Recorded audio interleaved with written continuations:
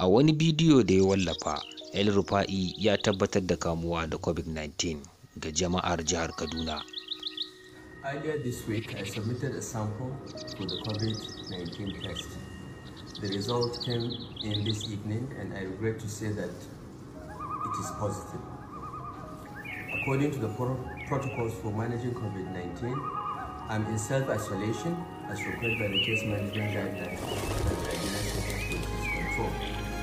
That is for someone that is showing no symptoms. I wish to appeal to the people of Kalli State to continue to closely observe the preventive measures already announced by our government. It is most important that everyone should do their utmost to stay safe, stay home, and stay alive.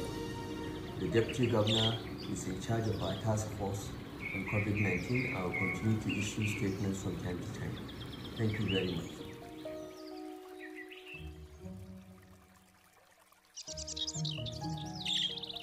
A farkon makon nan ne gwajin cutar coronavirus, kuma sakamakon ya fito a yammacin yau. Ina mai bakin cikin shaida muku cewa ina ɗauke da cutar, in ji Gwamna El-Rufa'i. To fa, masana sun yi hasashen cewa akalla mutum 39,000 za su iya kamuwa da cutar coronavirus a Najeriya saboda yadda take yaduwa kamar wutar daji.